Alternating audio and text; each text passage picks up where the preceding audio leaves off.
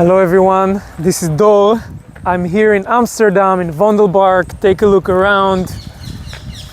Very beautiful park and a great day. And today I want to talk to you about your shadow world. It's a topic that we haven't dived into for a long time. And the reason that I want to talk to you about this is because what I am doing, what I'm bringing to the world is transformational work.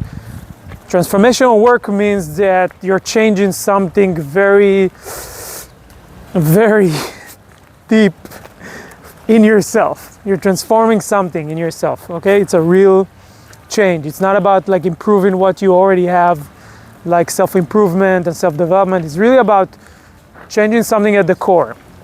And why would you want to do that? Because the results that you're getting from life don't work for you anymore. So if the result doesn't work for you anymore and you keep doing the same things, a wise man once said, this is the definition of insanity. So if you want to get different results, you want to do different things. How can you do and try different things? The best way is to change in the core, who you are when you're doing them. And that's transformation work. And for this transformation work, very important to do also shadow work, to work on your shadow world. And maybe you can already guess what is shadow work mean? It means the unconscious parts of you. So we all have unconscious parts that we don't see, that maybe a lot of times other people see it in us, but we can't see these unconscious parts of us. And how these parts of us take play in our life can really affect the results and really affect how we live our life. In fact, we just finished a training called Get to Know Your Shadow Guide. And in this training, we realize how much of the result, or how much what our life looks like is created from our unconscious, from the shadow world that we don't even notice. So as you hear in the name of the training, you already can get a sense that you have a shadow guide. What does that mean? In psychology and all of this, the work with the shadow world is a bit amorphic. It's a bit about analyzing and figuring out things. But in the work that we're doing, really what we don't want to analyze you. We just, we want you to learn some things that you can use. Do some things that you can use for yourself, that you can empower yourself, empower your results in life.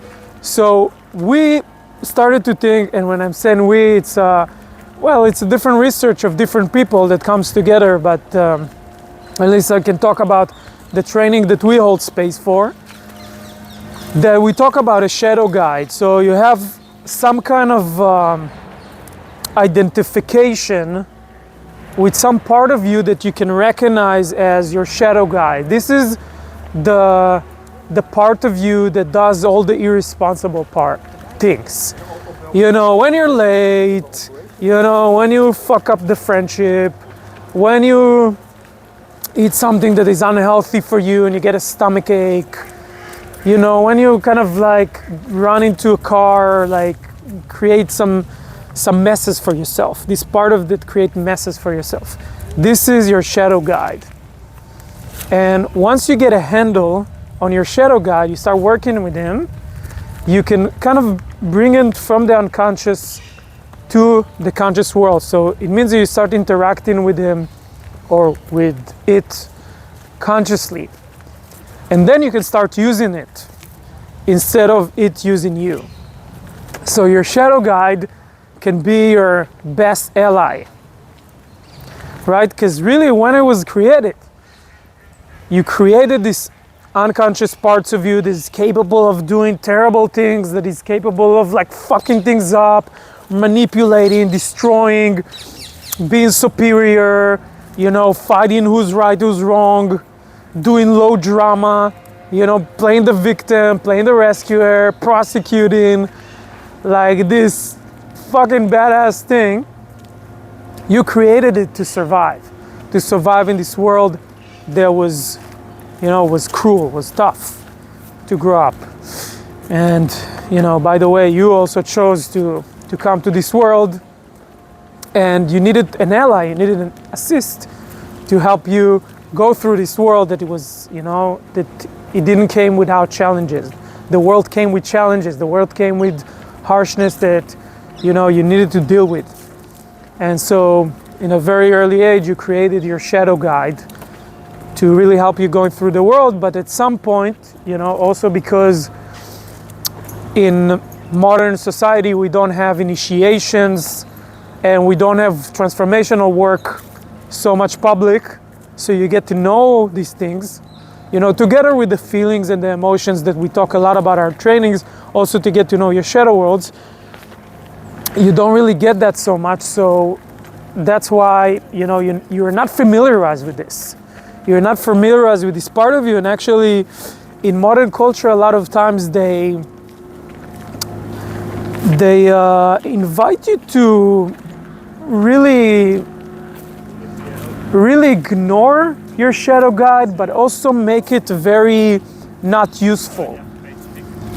Like also make it very not powerful, this part of you.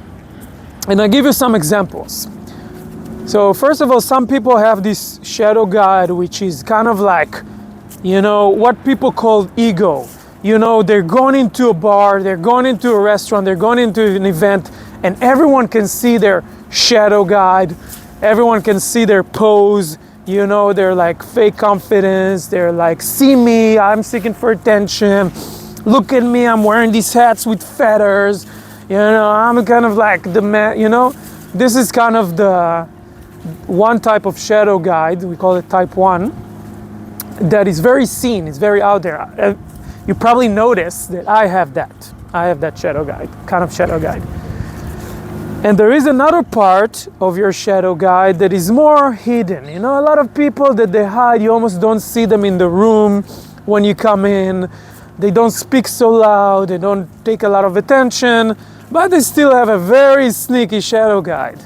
Their shadow guide, sometimes it can be sneaky or poisonous, sometimes you can say a little word that's kind of start a rumor or some kind of, they can tell you one thing that goes into your head and you can't stop thinking about it, like hooking you, in a very good way. So there's different kind of shadow guides, as people are unique, there's different people in the world, there's also different shadow guides. So it's very diverse. Everyone have their own.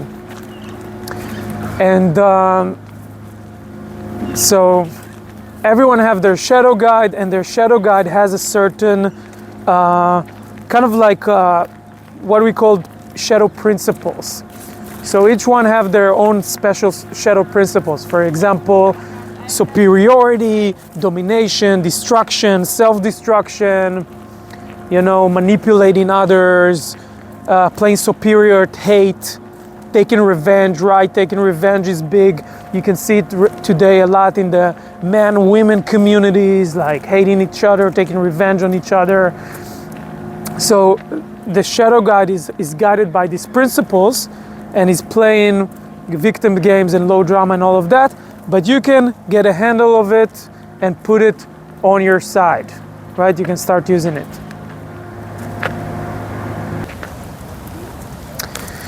And as you hear about these shadow principles, you might think that it's horrible. I'm like, oh no, I'm a horrible person. I have this part of me.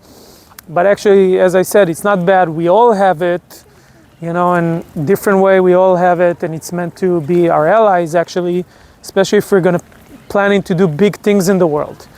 If you want to do big things in the world, you need a powerful ally by your side, because people are going to come against you. The world is going to test you. So actually, these shadow principles, what seems like really horrible, it's actually can be in your favor. Like it actually can be something that is very useful for you. So this is why we start to learn to work with a shadow guide. For example, like, if you have the shadow principles of destroying spaces, and when your shadow guide is not very much on the leash, it's like you're not conscious of it, and you're going to a workshop and you're destroying the workshop and you're not even noticing that you're doing that. That that is not useful. When you're not conscious of it, it creates messes in your life.